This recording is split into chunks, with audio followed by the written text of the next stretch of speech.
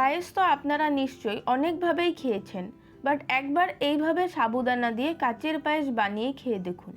এটা এতটাই দারুণ হয় খেতে যে যারা সাবুদানা খেতে পছন্দ করে না তারাও কিন্তু অনায়াসে এই পায়েসটা খেয়ে নেবে। আর এর বেস্ট পার্ট হলো এটা আপনারা খুব কম খরচে ঘরোয়া উপকরণ দিয়েই বানিয়ে নিতে পারবেন। তাহলে চলুন রেসিপিটা শুরু করা যাক। তো হ্যালো এভরিওয়ান, আমি কীর্তিকা আর আপনারা দেখছেন কীর্তিকাস কিচেন ডায়েরি। আর আমাদের আজকের রেসিপি কাচের পায়েস। প্রতিদিনের মতো আজকের রেসিপিটা ভালো লাগলে লাইক, শেয়ার আর কমেন্ট করতে কিন্তু একদমই ভুলবেন না। তো কাচের পায়েস বানানোর জন্য এখানে আমি 1 কাপ পরিমাণে সাবুদানাকে জলে সারা রাত ভিজিয়ে রেখেছিলাম। আর এখন দেখুন সাবুদানাটা কিন্তু খুব সুন্দরভাবে ভিজে গিয়েছে। এবার এই সাবুদানাটাকে আমাদের একদম স্মুথ করে মেখে নিতে হবে, ঠিক যেভাবে আমরা ময়দা মাখি।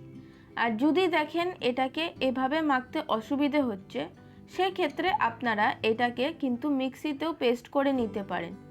এবার হাতে অল্প একটু ঘি মাখিয়ে এর থেকে আমরা ছোট ছোট বল বানিয়ে নেব। আর হাতে একটু ঘি মাখিয়ে নিলে দেখবেন এই বলগুলো বানাতে কিন্তু আপনাদের বেশ সুবিধে হবে। এবারে একই প্রসেসে আমি বাকি বলগুলোকেও বানিয়ে নিলাম।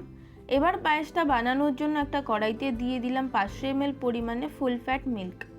তারপর ফ্লেমটাকে অন করে দিয়ে এবারে দুধটাকে আমি ফার্স্টে হালকা করে একটু গরম করে নেব।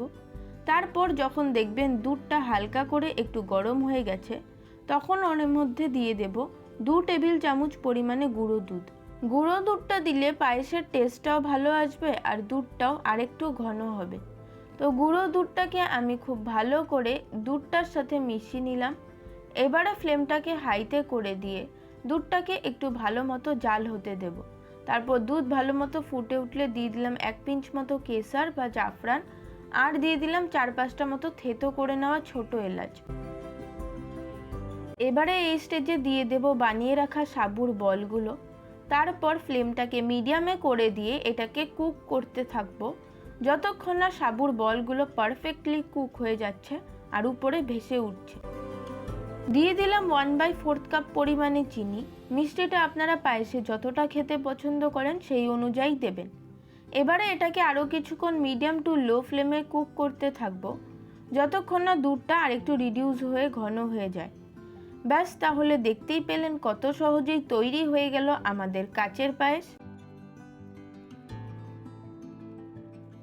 এবারে ফ্লেমটাকে বন্ধ করে এটাকে একটু ঠান্ডা করে নিতে হবে, বাট ফ্রিজে রাখার আগে এটাকে অতি অবশ্যই রুম টেম্পারেচারে ঠান্ডা করে নেবেন, তারপরে ফ্রিজে রেখে দেবেন।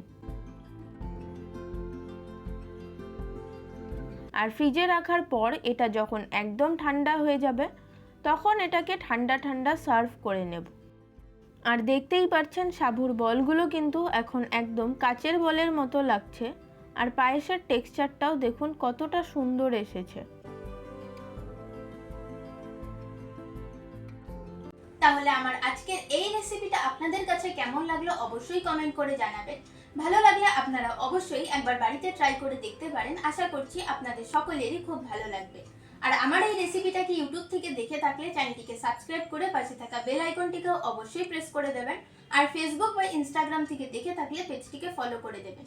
আজকের মতো এই পর্যন্ত, দেখা হবে পরের ভিডিওতে নতুন কোনো রেসিপির সাথে। সকলে খুব ভালো থাকবেন, সুস্থ থাকবেন। ধন্যবাদ।